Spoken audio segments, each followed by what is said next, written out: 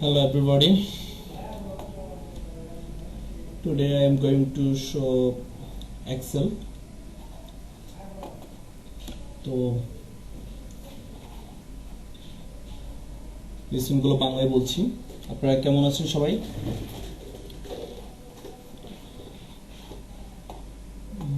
আজকে আমরা এক্সেলের ইনফ্রাস্ট্রাকচার সম্পর্কে আলোচনা করব। আমরা এক্সেল প্রোগ্রাম অলরেডি আপনারা দেখতে পাচ্ছেন। তো উপরের দেখতে পাচ্ছি যে বুক 1 মাইক্রোসফট এক্সেল। সাধারণত এক্সেলের ক্ষেত্রে আমরা বুক 1 শব্দটি ব্যবহার করি। এটার একটা বিশেষ কারণ আছে, কারণ হচ্ছে আমাদের এই যে এক্সেলের যে ওয়ার্কশিটটা আমরা দেখতে পাচ্ছি, এখানে সুবিন্যস্ত অনেকগুলো পেজের সমন্বয়ে গঠিত, অনেকটা খুব ঘরের ন্যায়। তাই যেহেতু অনেকগুলো পৃষ্ঠা সম্মিলিত আমাদের এই ডাটাবেস, সো আমরা এটাকে বুক হিসাবে, ওয়ার্ক বুক হিসাবে আমরা চিনব।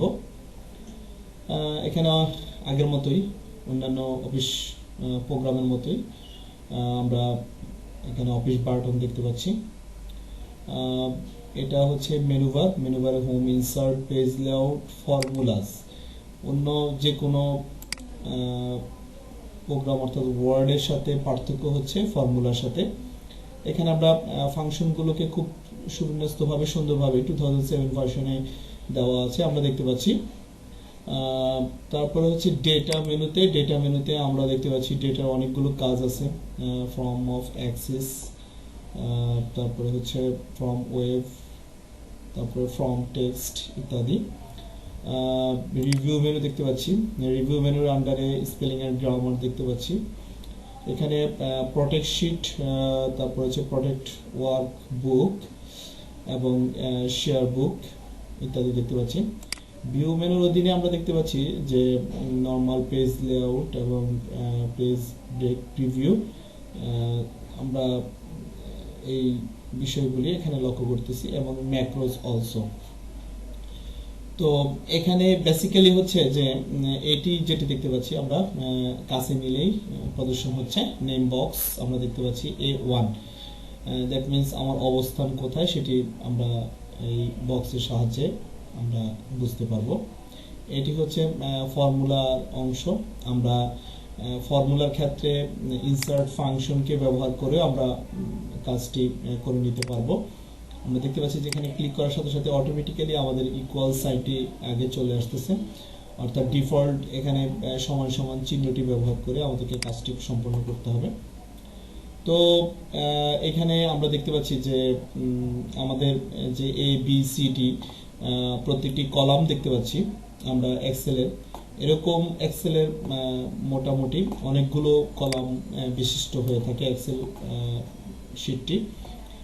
এটাকে আসলে ওয়ার্কশিট বলা হয়। আমরা দেখতে পাচ্ছি নিচে ডিফল্ট 3টি শিট ডিফল্ট আমাদের এখানে থাকে, শিট 1, শিট 2, শিট 3। আমাদের অনেক সময় কারিগরি শিক্ষা বোর্ডের অধীনে যখন আমাদের শিক্ষার্থী বন্ধুগণকে প্রশ্ন করা হয় যে ওয়ার্কশিটে ডিফল্ট ওপেন করার পর কয়টি শিট বিদ্যমান থাকে, আমরা 3টি শিট দেখতে পাচ্ছি। তো এখানে জাস্ট এখানে ক্লিক করলে শিট বৃদ্ধি পাবে, আরও যদি শিট আমরা চাই জাস্ট ক্লিক করলে শিট আরও বৃদ্ধি পাবে, অথবা শিফট থেকে F11 প্রেস করলেও আপনার ওয়ার্কশিট বৃদ্ধি পাবে। এই শিটগুলোর আমরা নাম পরিবর্তন করেও কাজ করতে পারবো। বিষয়টি হচ্ছে যে আমাদের কাছে সবচেয়ে গুরুত্বপূর্ণ বিষয় হচ্ছে যে এখানে কিভাবে আমরা কাজ করব, হ্যাঁ, এখানে আমরা কিভাবে আমাদের জবটি সম্পন্ন করব, এই বিষয়গুলি আমরা আপনাদেরকে পর্যায়ক্রমে আস্তে আস্তে জানাবো।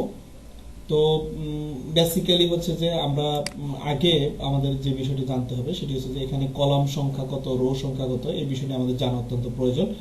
আমরা যদি একেবারে এই উপরের এই অংশে দেখেন একটি খালি সেল দেখতে পাচ্ছি, জাস্ট এখানে প্রেস করে যদি আমরা মাউসের লেফট বাটন দিয়ে চেপে ধরি, আমরা দেখতে পাবো যে আমাদের এই নেম বক্সে প্রদর্শিত হচ্ছে যে এখানে রো এর সংখ্যা হচ্ছে, আর দিয়ে রো বোঝাচ্ছে, রো এর সংখ্যা হচ্ছে 10,48,576টি।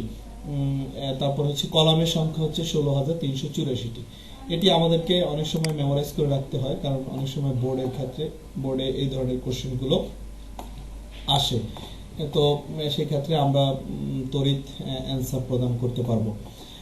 নিচে আমরা দেখতে পাচ্ছি যে এখানে স্ক্রল বার আছে, ডানে বামে আমরা মুভ করতে পারবো এবং এটা দিয়ে আমরা উপরে নিচেও মুভমেন্ট করে কাজ করতে পারবো। তো মোটামুটি এই ছিল আমাদের মানে ইন্টারফেস নিয়ে আলোচনা। আমরা পরবর্তী ক্লাসে আপনাদেরকে এক্সেলের বিস্তারিত